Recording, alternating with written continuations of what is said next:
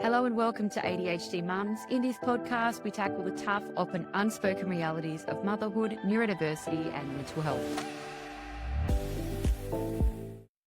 Have you ever been to school pickup when this happens? You are standing near the gate, the bags are half on, the jumpers are off, and one child says, "Can we go to the park?" And another mum is standing by and she'll say, "Yeah, sounds good." And she'll start nodding along, looking at you to agree. Usually then another of my children will jump onto the bandwagon and they will both start asking at once. However, often one of my children would then start circling a tree, not playing, just winding up. And I'm clocking it all and watching.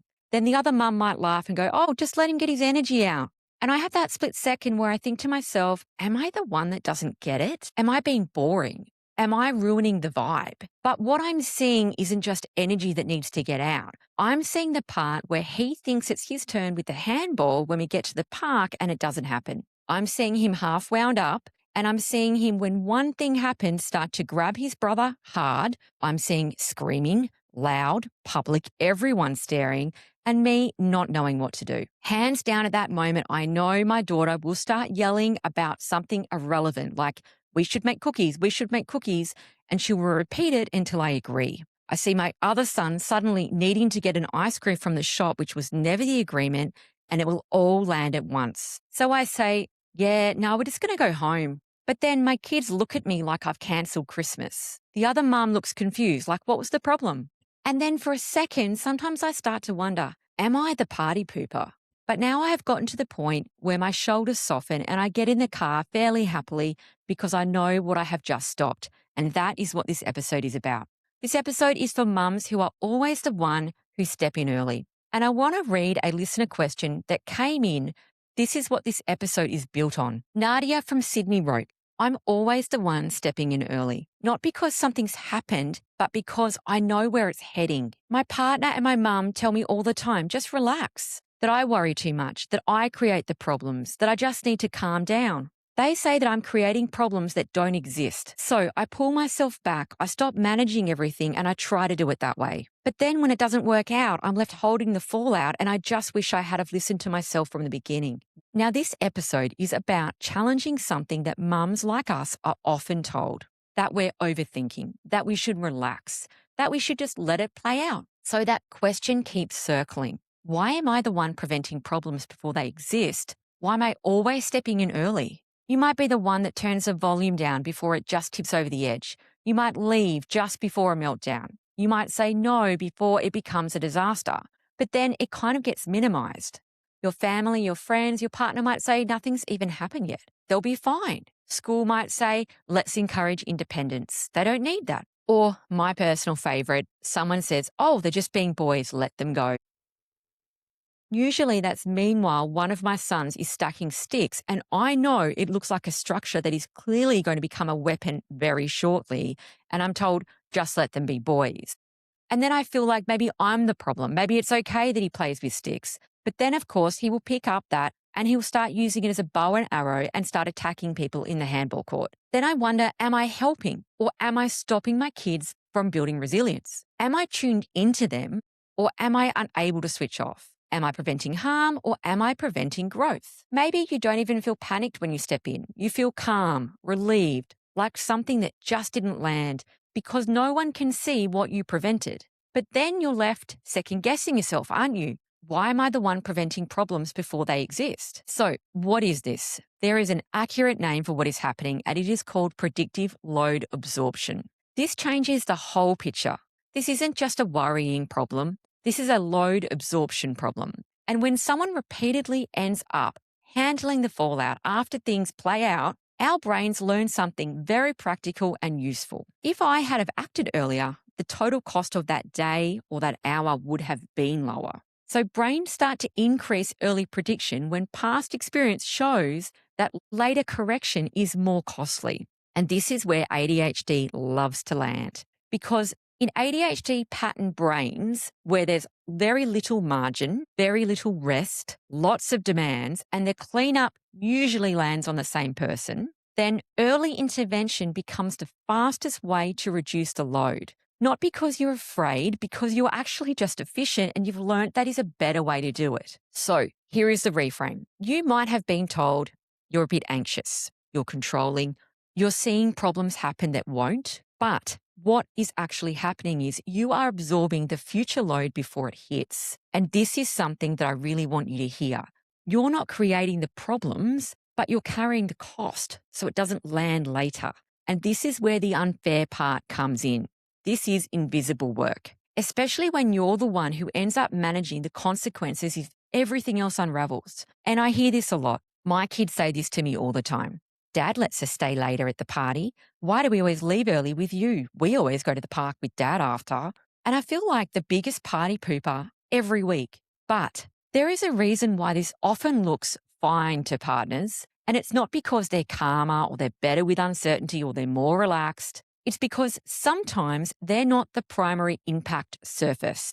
So when things escalate, and they do, the cost doesn't always land on them first. If you are the ADHD mum, you are probably the default.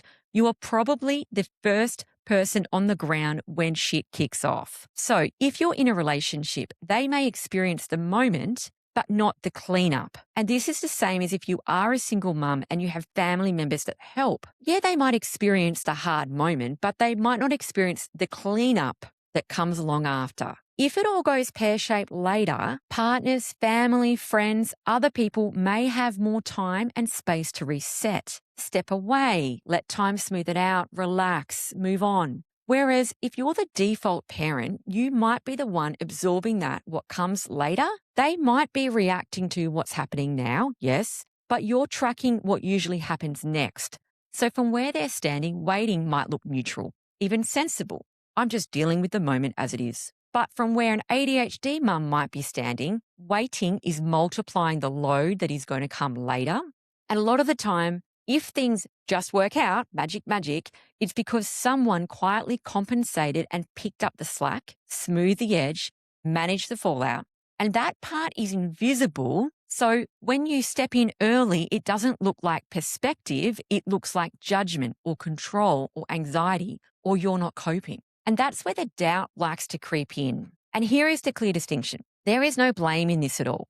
Partners, family, friends who help are not better at tolerating uncertainty, but they are less exposed to the consequences. Staying longer can work for them because the cost is delayed or carried by someone else or shared later on. That's not necessarily full insight into the situation of you as their mother, but that's the position that they are in their perspective. Another place that this shows up for me is kids' birthday parties. Cake has been eaten. The kids are kind of running hard, louder, faster. There's sugar and fingers. And when I start to see this wild, shiny look in one of my son's eyes, I know we just got to get out of there. It's a look that tells me we're about 5 minutes from shit going sideways. Nothing bad has happened yet. Other parents are relaxed, sitting down, chatting. And, a few parents might say, stay a bit longer. It's all good. They're having fun. But I can see it. I know exactly what comes after this part. And so I say to the kids, all right, we're heading off. And they say, where are we going? And I say, oh, I'll tell you in the car when everyone's buckled in. And the other mums look confused, like, why leave now? Let them play. Aren't we chatting? And I do that awkward kind of half smile when I'm already kind of like putting on shoes and saying, let's go, let's go. Because I know full well what we're missing out on, and it's not the party, it's the fallout if we stay for another 20 minutes. The easy ending that other parents are going to have is not necessarily what's coming for me. So I usually leave right after the cake. We're always the first to go when mum's on deck at the birthday parties. And it often looks like I've pulled the pin for no reason. But I've done this long enough to know where this heads and who will be carrying it when it lands and what that will look for the next 2 hours of my life. So here's the shift. When you step in early, don't argue with yourself about it. Just label it and know this is what it is. This is early load reduction. This isn't interfering. You're not controlling. This is early load reduction. And that sentence alone keeps the shame and the guilt flooding in for me anyway, because I'm not missing out on anything. I'm actually missing out on what I know is coming if I stay later. Trust your gut. This is not about you.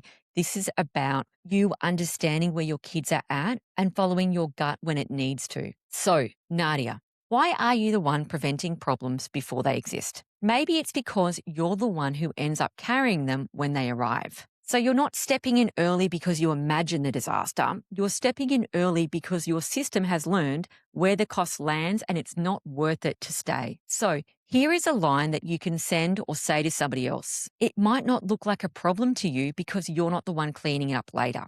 That's not an accusation, that's position. So if this keeps happening, it's not because you need to calm down, but it's because your system is protecting itself from overload. And you know from experience that this is going to come back and fall on you. So you don't need to wait until things fall apart to justify stepping in. And you don't need to doubt your insight just because others don't feel the impact yet. So today, if you stepped in early, if you said no, if you left earlier, you're not imagining things and you don't have to fight yourself to prove it. Someone in your life doesn't understand this, then please send this episode to them. Until next week, I'll be right here with you. Thank you so much for listening. Quick announcement. Did you know that we have an ADHD Mums shop filled with resources designed just for you? These resources are packed with answers to the most frequently asked questions I get sent in via email. Everything from understanding ADHD and autism to practical tips for daily life. There's also a free assessment tool. If you're wondering about ADHD or autism for yourself or your little one, don't forget to check out the free assessment tool under free resources section on my website, adhdmums.com.au.